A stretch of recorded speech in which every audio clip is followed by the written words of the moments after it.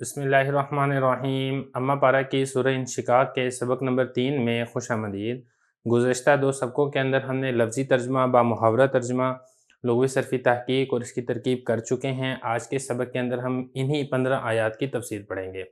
سب سے پہلے اس صورت کا ماقبل صورت کے ساتھ کیا ربط ہے اس کو سمجھ لیں۔ دیکھیں یہ جو صورت ہے اس کے 2 نام ذکر کیے گئے ہیں، ایک ہے سورہ انشقاق اور دوسرا ہے سورہ انشقت۔ اس سے پیچھے جو صورت گزری ہے سورہ مطففین ہے، اسی طریقے سے سورہ تکویر ہے، بلکہ اما پارہ جہاں سے شروع ہو رہا ہے ان ساری صورتوں کے اندر احوال قیامت اور نیک لوگ اور اسی طریقے سے بدکار لوگوں کا انجام، ان کی سزا، یہ والے مضامین ذکر کیے گئے ہیں۔ بالکل ایسے ہی اس صورت کے اندر بھی انہی مضامین کو ذکر کیا جا رہا ہے۔ یہ جو صورت کا آغاز ہو رہا ہے یہ اس طریقے سے آغاز ہو رہا ہے جس وقت آسمان پھٹ جائے گا، تو آسمان کا پھٹ جانا، آسمان کا ٹکڑے ٹکڑے ہو جانا، یہ نفخہ ثانیہ کے وقت ہوگا۔ اس کو قرآن مجید کے اندر اما پارے کے اندر مختلف الفاظ کے ساتھ تعبیر کیا گیا ہے، جیسے کہ سورہ نبا کے اندر ارشاد فرمایا گیا وَفُتِحَتِ السَّمَاءُ فَكَانَتْ أَبْوَابًا، اسی طریقے سے سورہ انفطار میں آتا ہے اِذَا السَّمَاءُ انفطرت وغیرہ ذالکہ۔ بالکل ایسے ہی یہاں پر بھی یہی والی بات ارشاد فرمائی جا رہی ہے جس وقت آسمان پھٹ جائے گا، تو اس اعتبار سے اس صورت کے ماقبل صورتوں کے ساتھ لفظی اور معنوی ربط پایا جاتا ہے۔ اب چلتے ہیں اس کی تفسیر کی طرف۔ دیکھیں جو پہلی یہ 2 آیات ہیں، جس وقت آسمان پھٹ جائے گا اور وہ اپنے رب کے حکم کو سن لے گا اور وہ اسی کے حقدار اور اسی کا لائق اور مستحق ہے،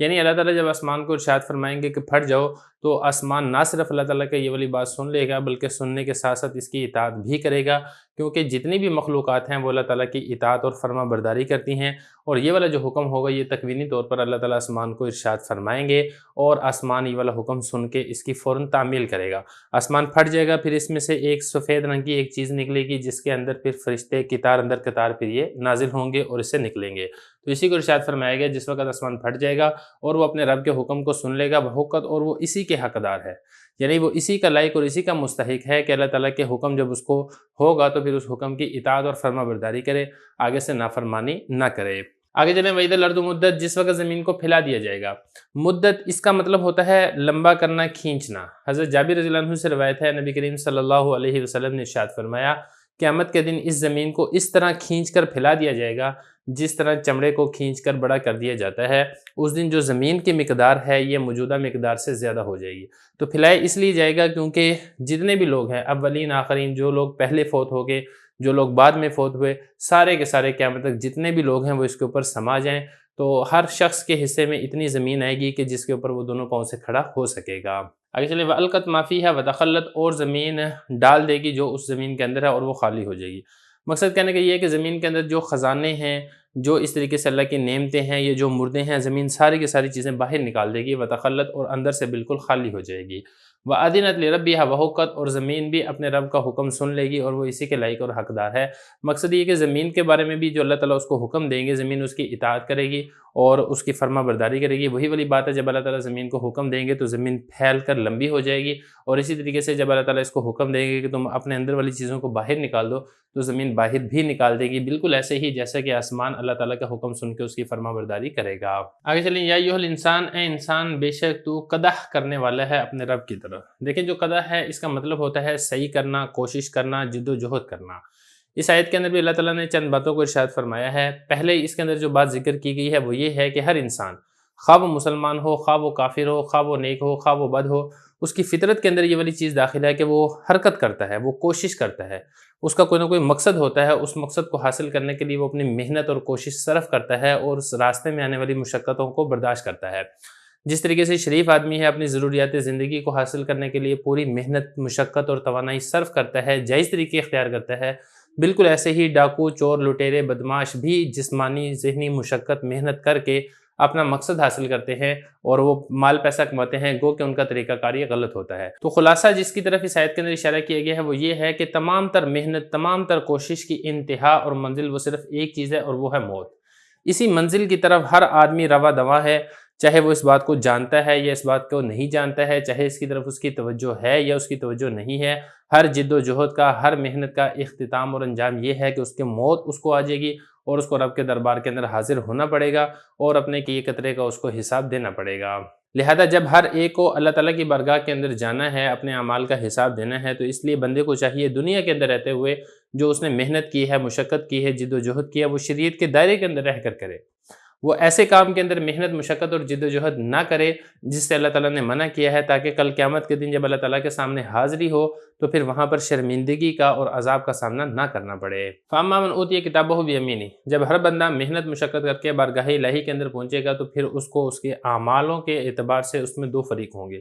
کچھ تو ہوں گے جنت والے جو کہ ایمان والے ہیں، ان کی جزا کا یہاں پہ تذکرہ کیا جا رہا ہے۔ اسی طریقے سے جو بے ایمان ہیں، کافر اور مشرک لوگ ہیں، ان کی جزا کا تذکرہ اگلی آیات کے اندر ہو رہا ہے۔ مومن کو بدلہ یہ دیا جائے گا کہ اس کا اعمال نامہ اس کے دائیں ہاتھ میں بڑے عزت اور احترام سے دیا جائے گا، اور اللہ تعالیٰ اس سے بہت آسان حساب لیں گے۔ آسان حساب یہ اس طریقے سے لیا جائے گا کہ جب اس کا حساب اللہ تعالیٰ کے سامنے پیش ہوگا تو اللہ تعالیٰ جو اس کی نیکیاں دیکھ لیں گے اور اس کی جو برائی ہیں برائی سے صرف نظر کریں گے، برائی کو نظر انداز کر دیں گے اور اس کو فرمائیں گے کہ ٹھیک ہے تم جنت کے اندر چلے جاؤ۔ تو جب اس کا یہ والا فیصلہ ہوگا اللہ تعالیٰ کے دربار سے وَيَنْقَلِبُ إِلَىٰ أَهْلِهِ مَسْرُورًا، تو پھر آگے ذکر یہ کیا جب اس کو یہ کامیابی مل جائے گی بارگاہ الہی سے، جب اس کے لیے جنت کا فیصلہ ہو جائے گا تو وہ بڑا خوش ہو کے اپنے گھر والوں کے پاس جائے گا اور ان کو خوشخبری سنائے گا۔ اب اس میں جو ہے نا خوشخبری سنائے گا، اس میں پھر یہ جو اہل کا لفظ ذکر کیا گیا اہل ہی، اس اہل کے بارے میں دو احتمال ہیں۔ اہل کے بارے میں ایک احتمال تو یہ ہے کہ اس سے مراد ہیں اس کی وہ حوریں جو اس کو جنت کے اندر ملیں گی، یعنی جب جنتی آدمی جب اس کو جنت کا فیصلہ کر دیا جائے گا تو وہ جنت میں جائے گا تو جو اس کی جو حوریں ہوں گی جو کہ اس کی بیویاں ہوں گی ان کو خوشخبری سنائے گا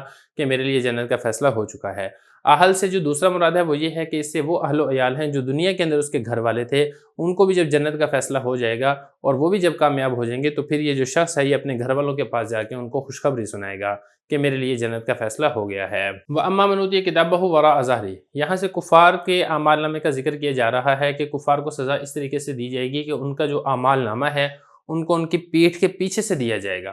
تو وہ گھبرا کر کیا کرے گا، موت کو پکارے گا، ہلاکت کو پکارے گا۔ جس طریقے سے دنیا میں جب اس کے اوپر مصیبت آتی تھی تو آدمی موت کو پکارتا ہے کہ موت آ جائے اور میری سے جان چھوٹ جائے، بالکل ایسے ہی قیامت کے دن جب کافر کو مشرک کو اللہ تعالیٰ کی جانب سے جب جہنم کا فیصلہ سنایا جائے گا تو وہ گھبرا کر موت کو پکارے گا کہ کاش مجھے موت آ جائے اور میری اس مصیبت سے اور اس آزمائش سے جان چھوٹ جائے، لیکن ظاہر ہے وہاں پر اس کو موت نہیں آئے گی اور اس شخص کو جہنم میں داخل ہونا پڑے گا۔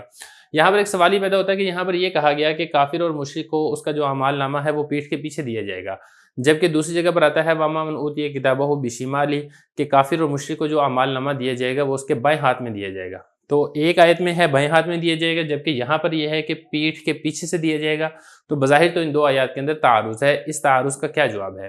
دیکھیں اس تعارض کا جواب اس طریقے سے ہے کہ بظاہر تو تعارض نظر آ رہا ہے لیکن حقیقت میں تعارض نہیں ہے، کیونکہ اعمال نامہ دیا بائیں ہاتھ میں ہی جائے گا، لیکن اس کا طریقہ کار یہ ہوگا کہ اس کے جو بائیں ہاتھ ہے وہ بندھے ہوئے ہوں گے پیٹھ کے پیچھے سے، پیٹھ کے پیچھے اس کے ہاتھ بندھے ہوئے ہوں گے اور پیٹھ کے پیچھے اس کے بائیں ہاتھ میں اعمال نامہ پکڑا دیا جائے گا۔ دوسرا جواب یہ دیا گیا کہ اس کا جو بایاں ہاتھ ہے وہ پیٹھ کی جانب سے نکال دیا جائے گا، اور جہاں پیٹھ کی طرف اس کا بایاں ہاتھ نکلا ہوا ہوگا اسی بائیں ہاتھ کے اندر اس کا اعمال نامہ اس کو دے دیا جائے گا۔ وَيَصْلَىٰ سَعِيرًا، اور یہ جو کافر اور مشرک ہے یہ بھی جہنم کے اندر داخل ہوگا۔ إِنَّهُ كَانَ فِي أَهْلِهِ مَسْرُورًا، یہ جیسا کہ میں نے آپ کو جب ترکیب کی تھی اس وقت بھی بتایا تھا کہ اس کے اندر تعلیل ذکر کی جا رہی ہے، وجہ ذکر کی جا رہی ہے کہ کافر اور مشرک کے ساتھ یہ سلوک کیوں کیا جائے گا۔ اس کی وجہ یہ ہے کہ یہ جو کافر اور مشرک ہے یہ دنیا کے اندر اپنے اہل و عیال کے اندر خوش و خرم رہتا تھا،